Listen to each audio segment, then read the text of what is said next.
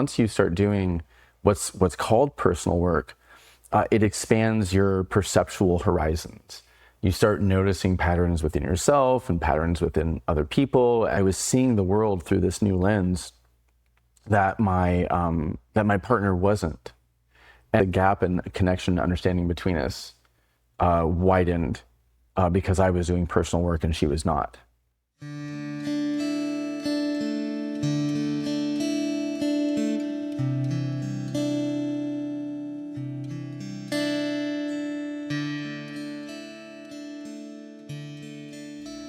Welcome back to the Experience of We.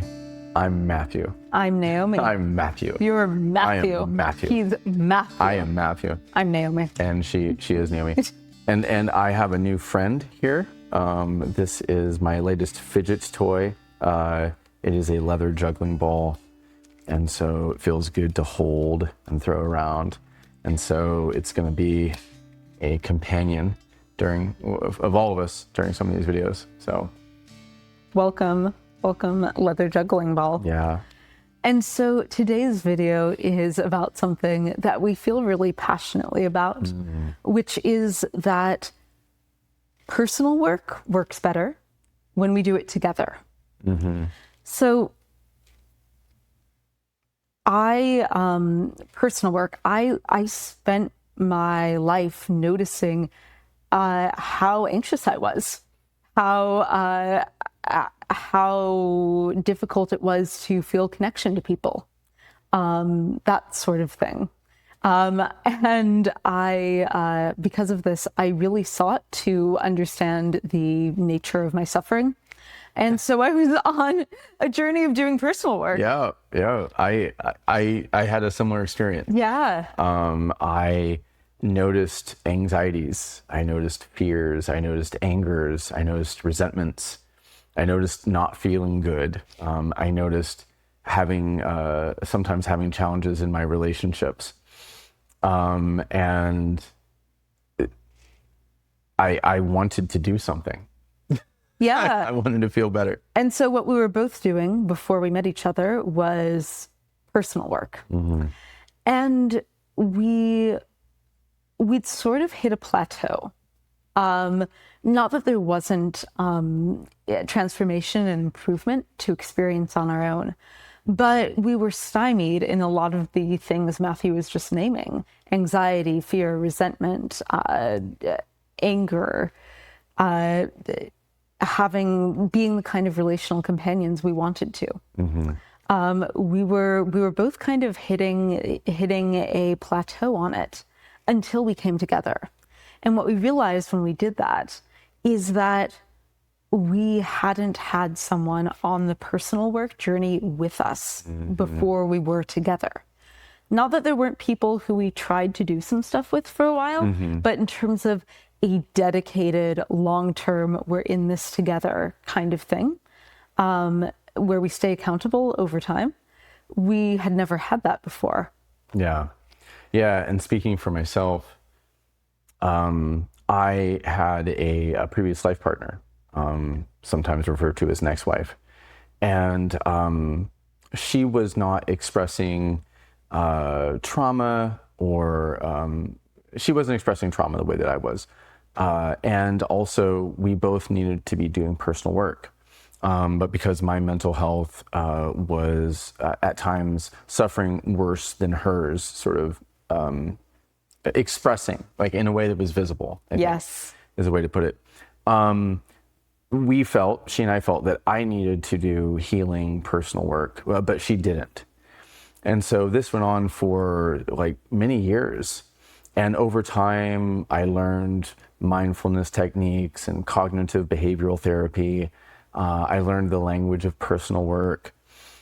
And she wasn't doing it with me. And so after a while, we started seeing the world really, really differently, because once you start doing what's called personal work, it expands your perceptual horizons.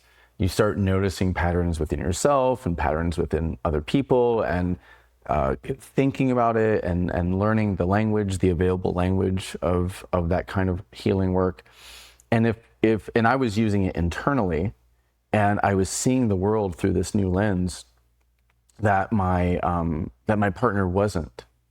And it actually widened the gap of understanding between us, and made it hard for me to talk about both what I needed in terms of my ongoing healing, because some of it just didn't make sense to her, and also trying to show her some of the patterns of intergenerational trauma that were passing through her family. It was hard for her to see them because she had not trained herself to perceive it. And so our relationship in some ways was hurt, or at least the gap in connection and understanding between us widened because I was doing personal work and she was not. Yeah, and for me, I didn't have I wasn't in a long-term relationship like theirs, but the experience of really going at personal work and as a wave being, and then having my peers not have a similar orientation, was really, I felt like I was hitting a wall until we were in it together. Mm-hmm. Yeah, I think as an example, one of the things Naomi struggled with was you noticed that it was harder to live in alignment with your personal values if the people in your life weren't doing it with you. Yeah, definitely. Whether it was how we behaved in relationship and how we treated each other, or how we took care of our bodies or our sleep cycles. Mm-hmm. Raves are not very good for sleep cycles. It turns out raving as a lifestyle isn't very good for circadian rhythms. Right. And so if you were having a lot of disordered sleep, disrupted sleep when we met, and so were most of your peers. Yeah. And some of them even had a sort of badge of honor. I only sleep 5 hours a night, and that's fine with me. Like, I'm really good staying up late. But then they have dark circles under their eyes, as you did. As I did. As you did. And you noticed trying to change your sleep habits when the people around you were continuing to live a life of disordered sleep. You couldn't hold it. Yeah. It was like I had to choose between being social with the group of people I was around, or taking care of my body in the ways that I knew my body needed it. Mm-hmm. And I kept choosing to be social rather than to take care of my body. Mm-hmm. And so this is just one example of how trying to do self-improvement or personal growth alone hits a plateau, because at some point our energy needs to converge at doing the same things together. Mm-hmm. Yeah. When our relationship started, we couldn't sleep on the same schedule. We slept at different times, and when we tried to sleep at each other's schedules, it felt uncomfortable at first. I lost my train of thought, so I'm gonna try to pause and get it back. I can't get it. Well, and in addition to our sort of physical rhythms of taking care of ourselves, there were ways we wanted to show up in relationship. We wanted to show up with honesty. We wanted to show up with speaking up for boundaries. Mm-hmm. Just as some examples. And we found that when we didn't have a shared practice of doing that with the people in our life, when it wasn't explicit, when we weren't all aspiring to it to some degree, it was really hard to consistently speak our truth, speak my truth, have my boundaries when the people around me didn't even have a full conceptualization of boundaries. Mm-hmm. And also when we didn't create it together. Because, this isn't just other people need to be doing personal work, but there is an inviting and a building in personal work as a part of the relationship. Mm-hmm. Yeah. So, for instance, if when we're friends with people who aren't comfortable with emotional vulnerability, it's hard to be emotionally vulnerable with someone who doesn't feel comfortable with emotional vulnerability. And the thing about emotional vulnerability is, yes, it's uncomfortable oftentimes to be emotionally vulnerable, and it's what builds resilience in the relationship. We can only develop resilience to emotional vulnerability if we practice emotional vulnerability together. Yeah, vulnerability is this experience of like a trust fall where you don't know whether the person will catch you. And that's what makes it vulnerable, is you don't have the embodied certainty that the person's going to catch you. And sometimes they might not. Yeah. Sometimes they may not know how to catch you. Sometimes they may not want to. Yep, both happen. And that's a stress test of the connection that a lot of people don't want to make, because they might be dropped by accident. They might be dropped because the relationship isn't aligned. I know I had someone that I thought was that I considered to be my best friend for many, many years, but I never wanted to stress test the relationship, because I had this nagging feeling that the relationship wouldn't survive emotional vulnerability. And in fact, one time when I tested it with emotional vulnerability, he said literally, "Those are emotions, Matt." Those are emotions. Yeah. With the implication that I knew better than to bring emotions into the relationship. And so our relationship didn't build resilience to emotional vulnerability, which is also emotional reality.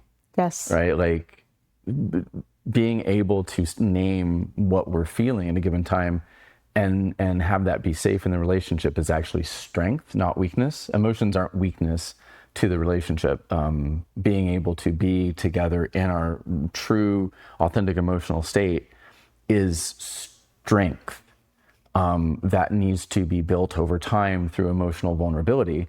It's like doing workouts.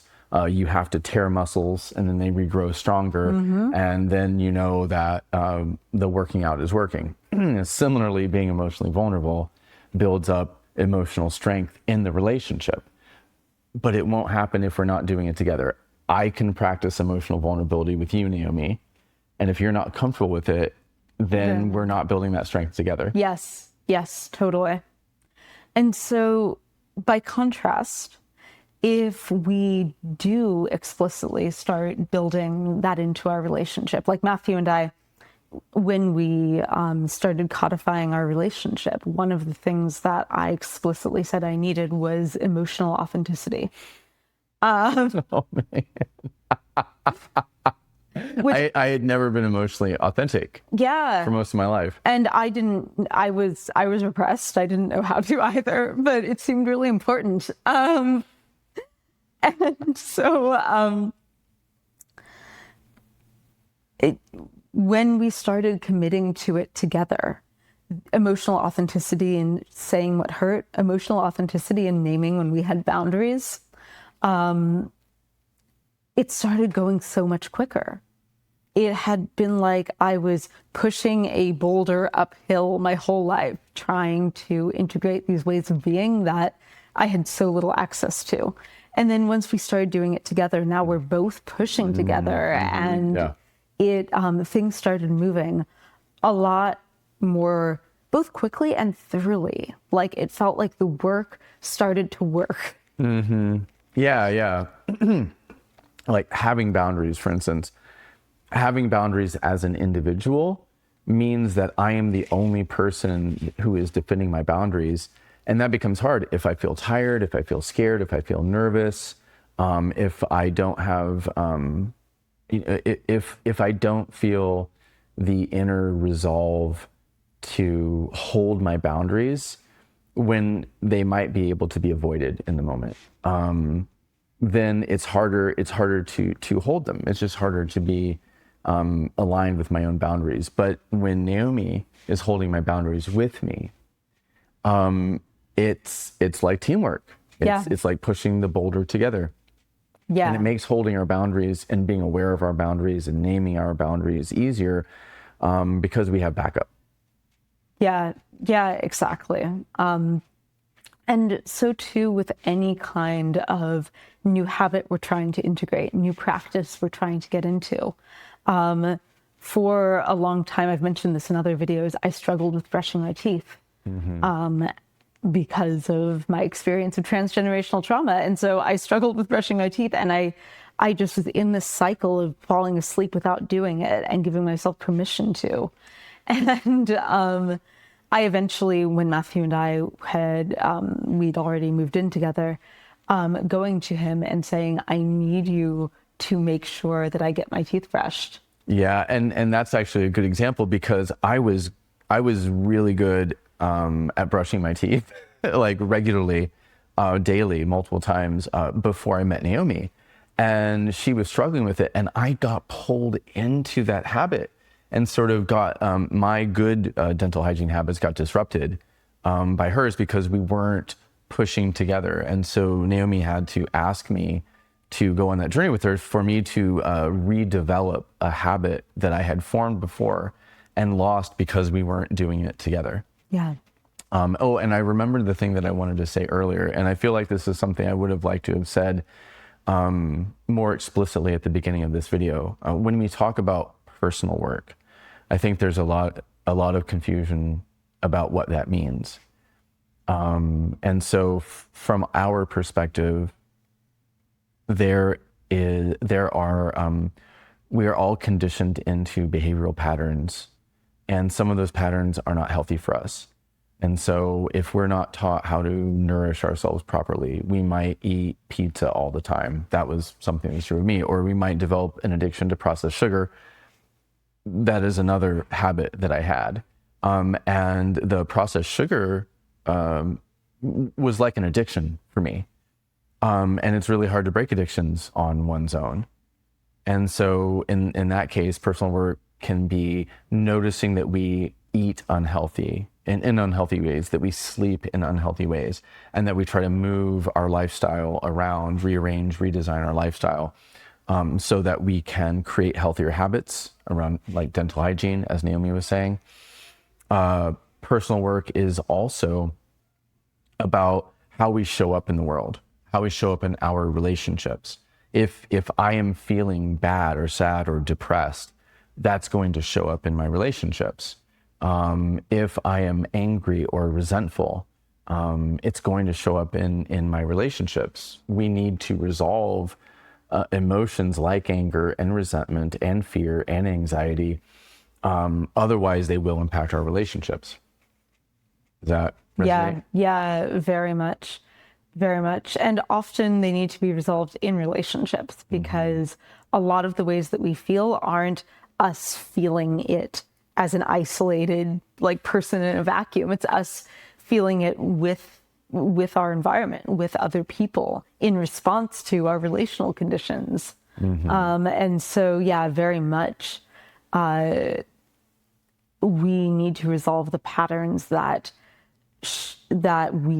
cause the suffering that we experience, because it impacts the people around us, but also because we're always sort of arriving there together, ricocheting off each other at times. Yeah. And so for us, I think a conclusion that we have come to is that there is a thing that is typically called personal work.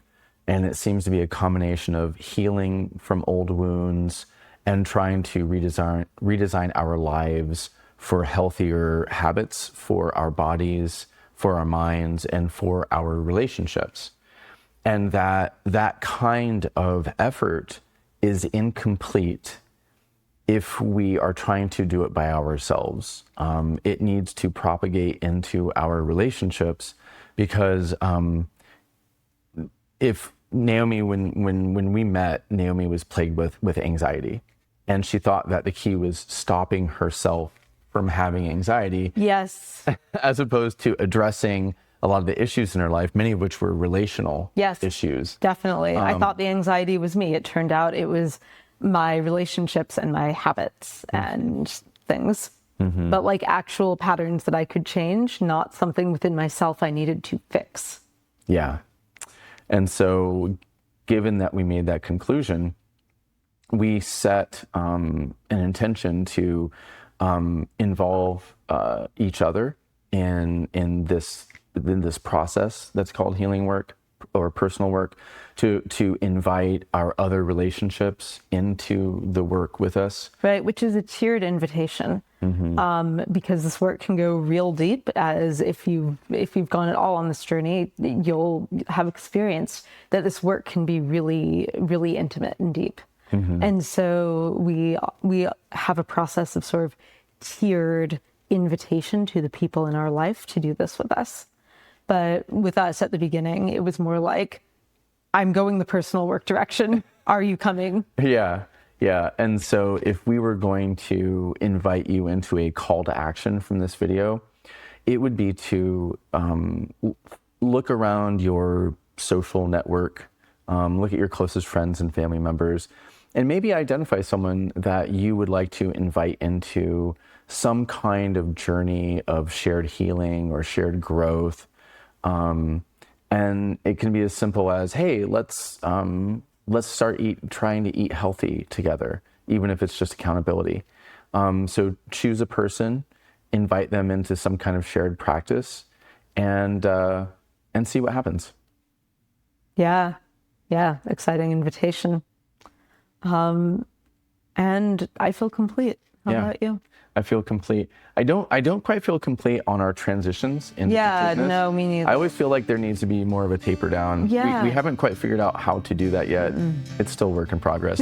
But for now, we thank you so much for going on this journey, and we look forward to seeing you next time. Bye.